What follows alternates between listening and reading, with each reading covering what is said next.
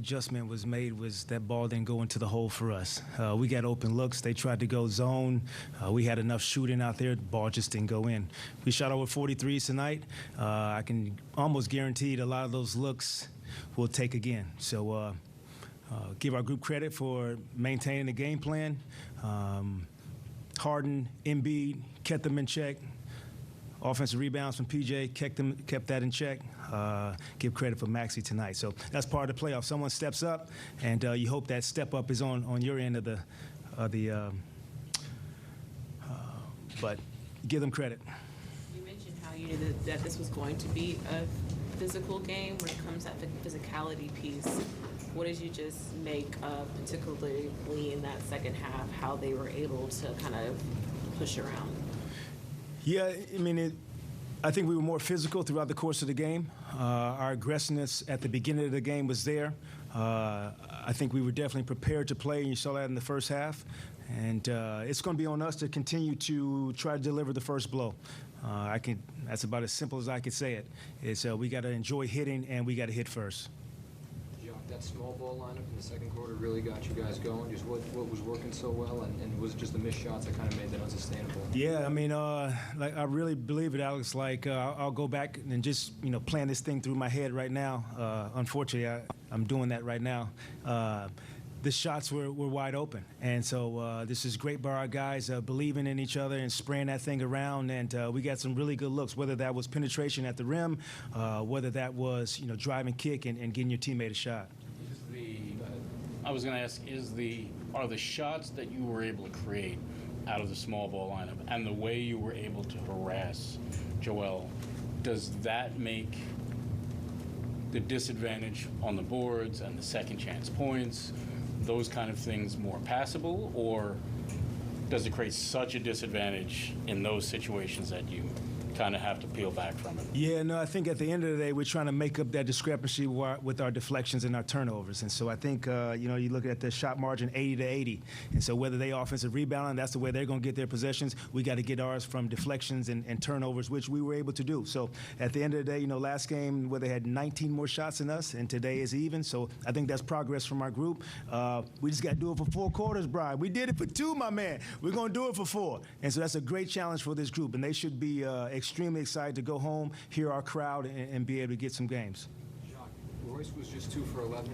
You looked last year kind of at Patty. He played a ton of minutes in the regular season and kind of caught up in the playoffs. I mean, do you see any correlation in just his workload that you guys asked of him throughout the regular season, maybe starting to impact him a bit these first 2 games?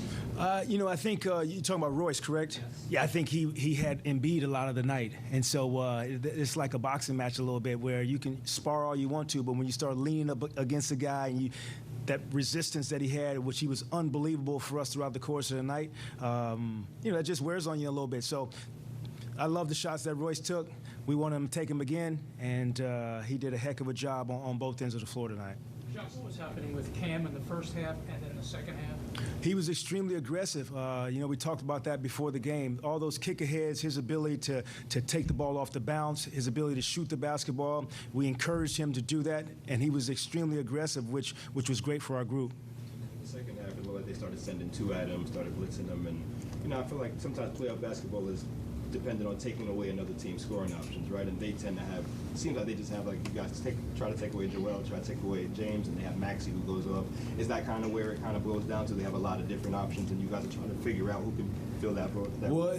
I think that's where you want someone to step up in that instance. And so would we have love for Joe to shoot 8 threes and make 8 threes? Yes. And so then he could have been the guy. So you're just looking for, in playoff time, someone to make an impact if you're going to try to take away their main 2 dudes. What did you think about the way Spencer played tonight? I think overall, his ability to get downhill, we want more from him. He understands that. He's got to continue to push the pace for us. He's huge for us, and he knows it. We love him. We depend on him. He's going to have the basketball back in his hands when we get back home, and he'll continue to play and lead us. Mikhal's shooting in the first half were some of those struggles just the energy he was having to expend on James? I mean, he played great defense on James. I mean, do you think that played a role in his shooting in the first half, and then as they blitzed him less, in the second half and started blitzing Cam. Did that kind of allow him to find his way into it? Yeah, I just think, you give those guys credit. Our group, we have to play both ends. And so I think the matchup of putting Mikael on James had its benefits for sure. Look at James' stats. And the other piece was Doe was able to be around the rim with P.J. Tucker, so he didn't have the impact. So we can't stop the run, the pass, the special teams, all of it. We trying, though. And so our group did a great job of adjusting. They felt us. We'll make some more adjustments, and I think we'll be in good shape. Does Cam's play kind of offset, kind of like, obviously Mikael did face more pressure coming into the game, more double teams and things of that nature. Does Cam's performance give you some hope that when you guys go back to Barclays that other guys will be able to step up if Mikael faces that pressure again? We're looking for anybody. I think CJ has the ability to do this performance over and over again. That much trust and belief in his ability, man, it makes me smile just thinking about what his game is right now and what it's going to become. Do we need some other people to step up at home? Yes, we do. Well, I'll take all of them. Anyone you want to sign up, put them on a list. I'll check that thing off. We need everybody to show up and be ready to play. I thought you're not Sean. Stop. Yeah, heading back home for games 3 and 4, how important will be feeding off the home crowd? We need it. Look forward to it. And, you've seen young and old. I mean, you just have a sense of playing at home, and there's something to waking up in your own bed and getting to the arena in your routine. So we're not going to take that for granted going home. Sixers will be ready to play, but looking forward to our home crowd and playing in front of our home crowd for sure. You say that the game is essentially coming down to shooting and percentages. Obviously, you're taking away what you want to take away, but is there a way to make these Sixers threes a little less open?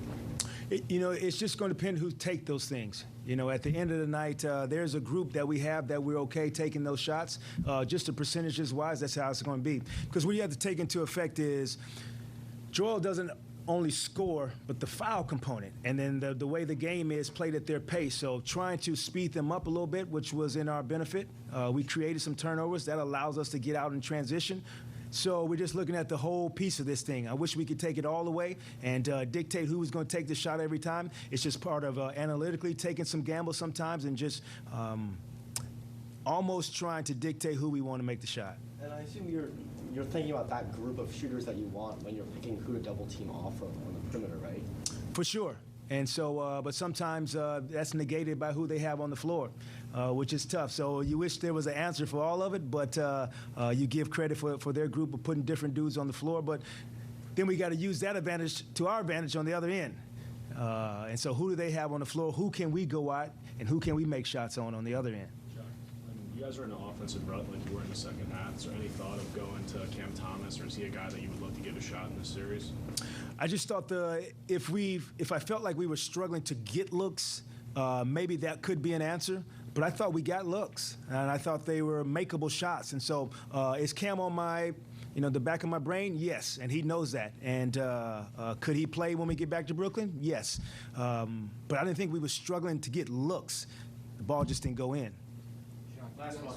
You guys flipped the turnovers in your favor this game. Great. You talked about trying to create more offensive rebounds, just 5 with no second chance points. I mean, what you kind of make of how you handled that? Yeah, it's going to be a combination of that for us. I think the ability to turn them over, that's going to be our edge if we can, because we can get out and run with that thing.